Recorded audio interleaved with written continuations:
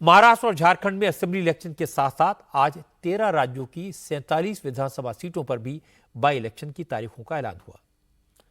इन सभी सीटों पर 13 नवंबर को वोटिंग होगी, लेकिन सबसे ज्यादा चर्चा यूपी के बाई इलेक्शन को लेकर है, क्योंकि यूपी में 10 सीटों पर बाई इलेक्शन होना है। चुनाव आयोग ने ऐलान किया 10 में से 9 सीटों पर वोटिंग होगी। मिल्कीपुर सीट के इलेक्शन को फिलहाल टाल दिया गया है, क्योंकि अयोध्या की मिल्कीपुर सीट पर पिछले इलेक्शन को लेकर एक पिटीशन कोर्ट में पेंडिंग है।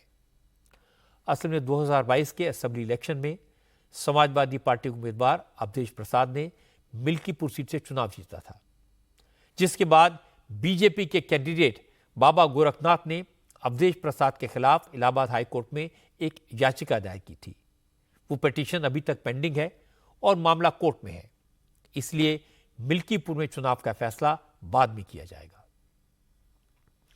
जैसे ही मिल्कीपुर में चुनाव टलने की खबर आई तो समाजवादी पार्टी ने इसे मुद्दा बना दिया। अखिलेश यादव ने कहा, जिसने जंग टाली है समझो उसने जंग हारी है। यानी बीजेपी मिल्कीपुर में हार के डर से चुनाव कराना नहीं चाहती, इसीलिए इलेक्शन कमीशन ने इस सीट पर चुनाव टाल दिया। चूंकि मिल्कीपुर सीट से अवधेश प्रसाद के बेटे को समाजवादी पार्टी ने कैंडिडेट बनाया है, इसलिए अवधेश प्रसाद ने कहा कि बीजेपी कुछ दिन इलेक्शन टाल सकती है, लेकिन जब भी चुनाव होगा तो बीजेपी की हार तय है। भारतीय जनता पार्टी पूरी तरह से घबराई है जब से हम चुनाव जीते हैं अयोध्या से, और उसी का एक पार्ट है मिल्कीपुर। और यहाँ पर जनता तैयार बैठी है, 1000, 2000, 10,000 से नहीं, 50,000 से जिताने के लिए बैठी है।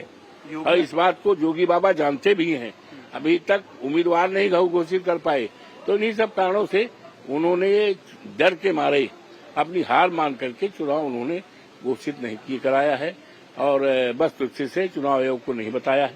ये गलती उनकी है, जिम्मेदारी उनकी है। निश्चित तौर से आज नहीं तो कल चुनाव होगा, और हमारी पार्टी, हमारा बेटा माननीय अखिलेश यादव जी ने जो उम्मीदवार बन रहा है, हजार वोट से जीतेगा।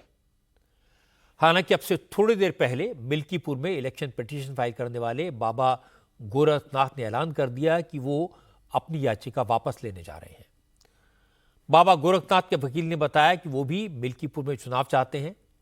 बाबा गोरखनाथ ने 2022 में अवधेश प्रसाद के एफिडेविट पर सवाल उठाया था, उसे फर्जी बताया था, लेकिन चूंकि अवधेश प्रसाद अब पार्लियामेंट के लिए चुन लिए गए हैं, इसलिए अब बाबा गोरखनाथ अपनी पिटीशन वापस लेने जा रहे हैं और वो इसकी जानकारी चुनाव आयोग को देंगे। अवधेश प्रसाद जी जो अब सांसद बन चुके हैं, उनके द्वारा जो एफिडेविट फाइल किया गया था इलेक्शन कमीशन के पास, रिटर्निंग ऑफिसर के पास, वो बिल्कुल फॉर्ज है, फैब्रिकेटेड है। चूंकि मामला पेंडिंग है, मामले में माननीय न्यायालय संज्ञान ले चुका है, इसलिए आज चुनाव का जब घोषणा हुई तो मिल्कीपुर विधानसभा में घोषणा नहीं हुई। हालांकि हम 1-2 दिन में इसमें पिटीशन को विड्रॉ करेंगे, और विड्रॉ करके उसके बाद इलेक्शन कमीशन को भी इन्फॉर्म कर देंगे। अगर इलेक्शन पिटीशन वापस हो जाएगी, कोर्ट इसे स्वीकार कर लेगा, उसके बाद हो सकता है चुनाव आयोग इस सीट पर भी इलेक्शन शेड्यूल का ऐलान कर दे।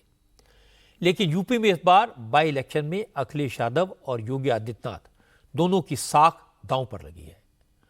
दोनों ने इस चुनाव को प्रतिष्ठा का प्रश्न बनाया हुआ है, क्योंकि जिन 10 सीटों पर चुनाव होना है उनमें से 5 सीटें पिछले चुनाव में समाजवादी पार्टी ने जीती थी, 3 सीटें बीजेपी ने जीती थी, 1 सीट संजय निषाद की पार्टी को मिली थी और 1 सीट जयंत चौधरी की पार्टी आरएलडी ने जीती थी। उस वक्त जयंत चौधरी भी अखिलेश के साथ थे, अब वो एनडीए में है, इसलिए सीटों के लिहाज से देखें तो अखिलेश यादव का स्टेक ज्यादा है। क्योंकि सरकार बीजेपी की है, लोकसभा चुनाव में समाजवादी पार्टी को कामयाबी मिली थी, इसलिए योगी आदित्यनाथ बाई इलेक्शन के जरिए अखिलेश को जवाब देना चाहते हैं। योगी ने हर सीट पर 3-3 मंत्रियों की ड्यूटी लगाई है, खुद भी 2 सीटों की जिम्मेदारी ली है, इसलिए यूपी में बाई इलेक्शन में जबरदस्त टक्कर देखने को मिलेगी। यूपी की 9 सीटों के अलावा देश के 12 राज्यों की 38 असेंबली सीटों पर भी बाई इलेक्शन की तारीखों का ऐलान आज हुआ। उत्तराखंड की केदारनाथ सीट को छोड़कर बाकी सारे राज्यों के उपचुनाव में 13 नवंबर को वोट डाले जाएंगे। केदारनाथ असेंबली सीट पर मतदान 20 नवंबर को होगा। जिन सीटों पर बाई इलेक्शन होना है उनमें राजस्थान की 7, पश्चिम बंगाल और असम की 5-5, बिहार और पंजाब की 4-4, कर्नाटक केरल की 3-3, मध्य प्रदेश सिक्किम की 2-2 सीटें शामिल हैं। इसके अलावा गुजरात, उत्तराखंड और छत्तीसगढ़ की 1-1 सीट पर भी बाई इलेक्शन होगा।